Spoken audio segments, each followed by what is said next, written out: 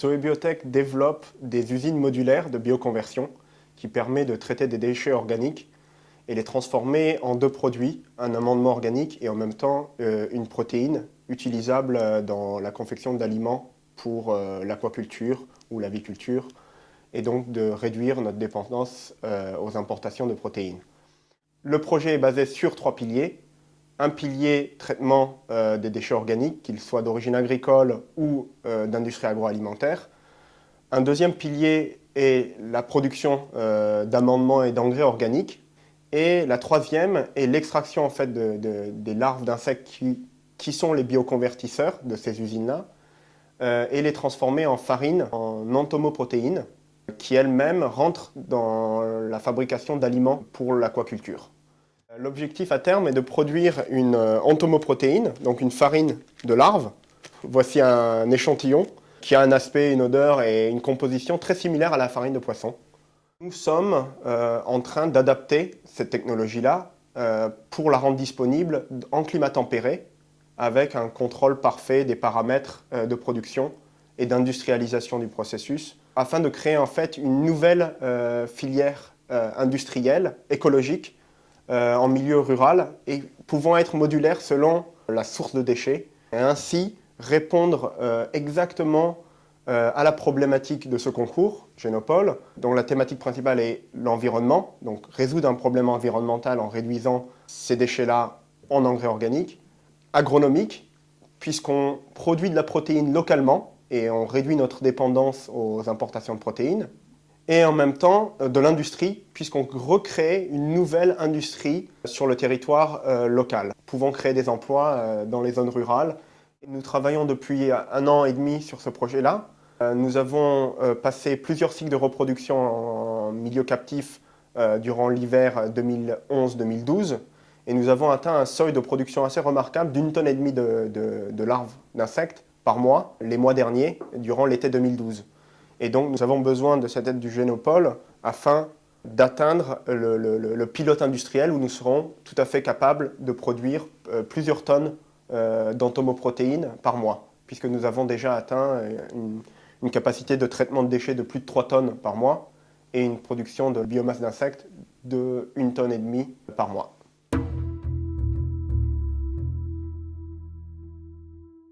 La société Prestodiag est une jeune start-up qui a développé une technologie innovante de détection rapide de bactéries. La détection de bactéries prend pas loin de 24 heures pour obtenir un résultat. Nous pensons notamment à la détection de bactéries pathogènes comme des salmonelles, des Escherichia coli ou des listeria dans des applications agroalimentaires ou environnementales ou médicales. Avec notre technologie, nous pouvons fournir un résultat d'analyse seulement quelques heures après la prise d'échantillons, contre une journée ou plusieurs jours pour les techniques actuelles. Le principe technologique sous-jacent a été développé en partenariat avec l'équipe de Thierry Divache au CEA Grenoble, qui a mis au point une partie de la technologie. Prestodiag a développé une technologie innovante complémentaire de l'innovation de Thierry Divache, qui consiste à suivre en temps réel la croissance de bactéries au sein d'un mélange complexe. Nous réalisons une puce à anticorps, chaque anticorps étant dirigé contre une bactérie spécifiquement, et nous pouvons ainsi réaliser des analyses multiparamétriques de plusieurs bactéries pathogènes au sein d'un même échantillon, quelle que soit sa complexité. Notamment dans l'agroalimentaire, nous avons des preuves de concept de détection de très faibles quantités de salmonelle dans du lait cru, dans du steak haché, ainsi que dans d'autres matrices complexes. Prenons par exemple le cas d'un industriel qui produit des steaks hachés et qui doit garantir la salubrité des produits avant qu'ils soient commercialisés. Aujourd'hui, il doit faire appel à des analyses microbiologiques qui durent 1 à plusieurs jours avant d'obtenir un résultat, ce qui retarde la commercialisation des produits. Ces analyses microbiologiques font appel à différentes étapes incompressibles et notamment une phase d'enrichissement dans un sac sur une nuit ou sur 24 heures afin d'augmenter la concentration de bactéries pour ensuite réaliser une analyse avec des méthodes traditionnelles comme une boîte de pétri ou des méthodes de biologie moléculaire ou immunologique. L'innovation apportée par Prestodiag, c'est de réaliser l'analyse pendant la phase d'enrichissement, pendant cette phase qui était jusque-là aveugle et que nous exploitons et au sein de laquelle nous pouvons déterminer des résultats en simplement quelques heures. voire quelques minutes si la concentration en bactéries ou en micro-organismes est très élevée dans le milieu à l'état initial. Alors, la société Prestodiag a été créée au mois de mars 2012.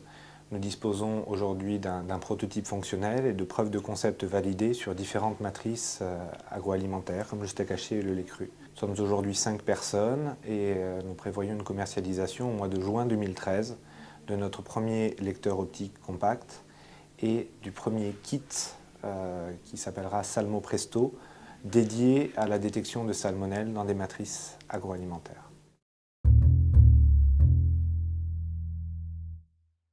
Le projet Amweba consiste en un développement et en une commercialisation d'un nouveau produit biocide biologique sur le marché.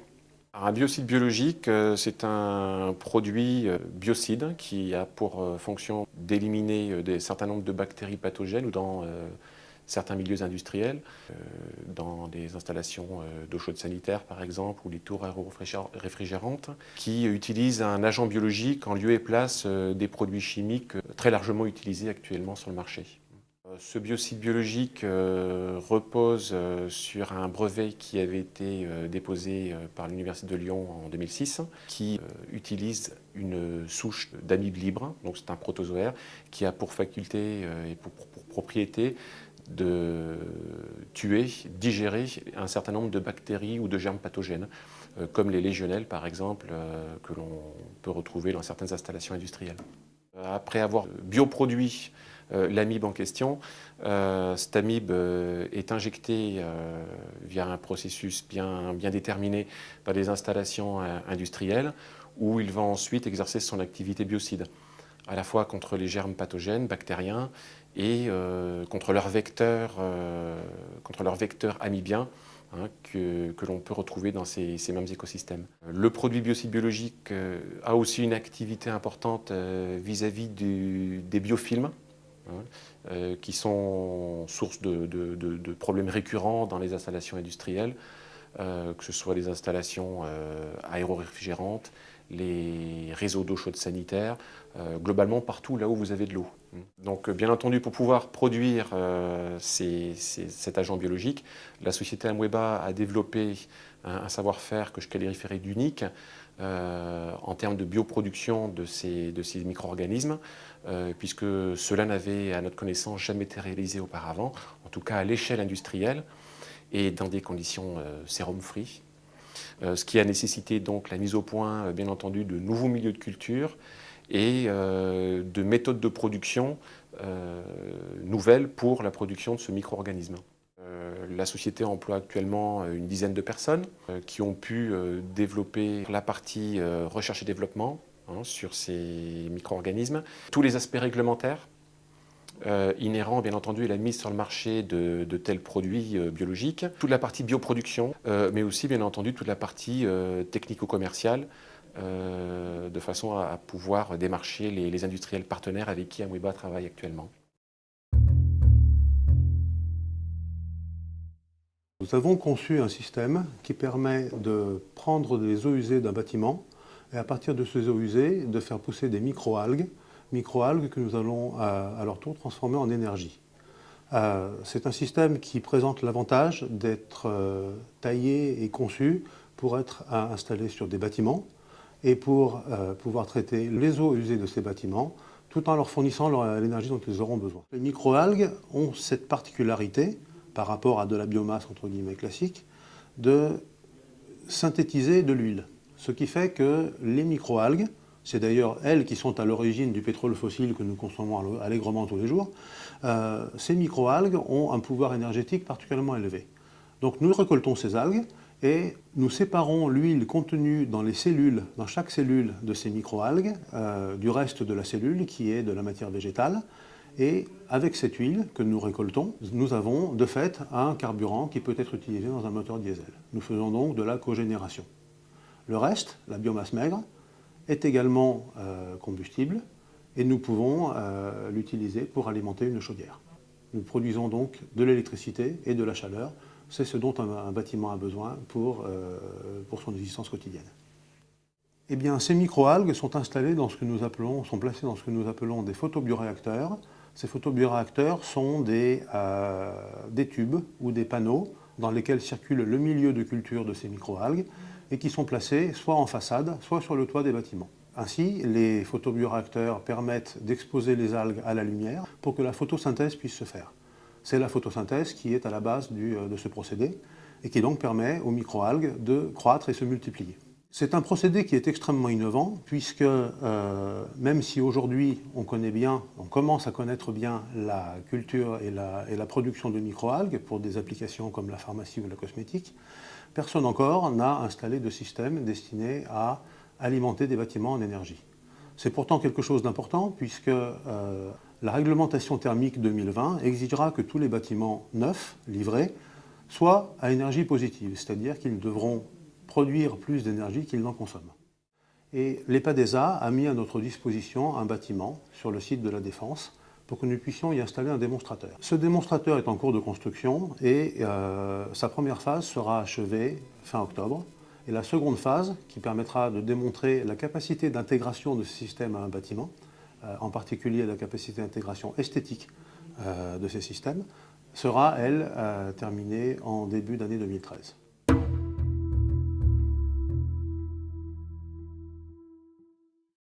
Insect développe la filière d'un grand oublié de l'industrie agroalimentaire qui est l'insecte. Il faut savoir qu'aujourd'hui, l'insecte représente plus de 75% de la biodiversité mondiale. On en connaît 1 million d'espèces, il y a encore plus de 8 millions à découvrir. L'objectif d'Insect, c'est vraiment d'utiliser tout ce pôle génomique gigantesque de manière à en développer une industrie.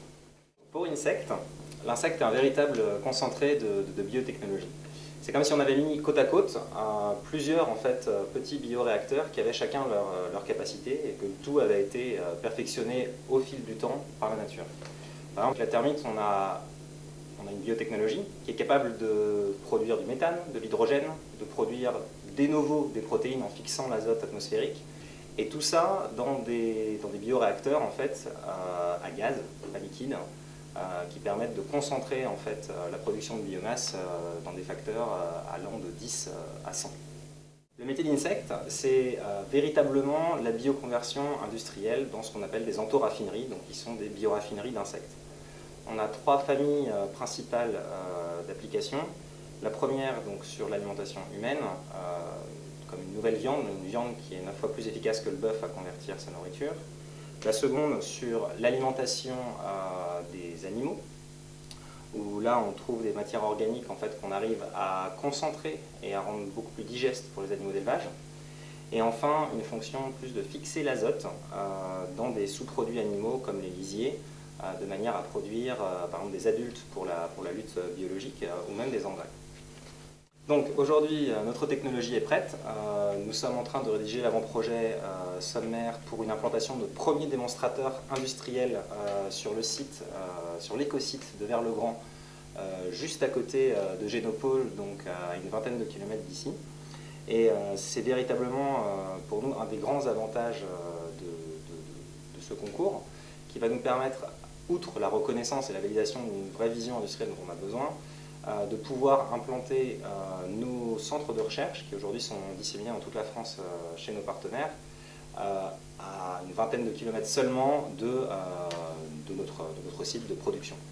Pour Insect, Génopole, c'est aussi l'occasion de pouvoir vraiment approfondir toutes les problématiques de la sélection des souches d'insectes que nous utiliserons dans nos bioraffineries.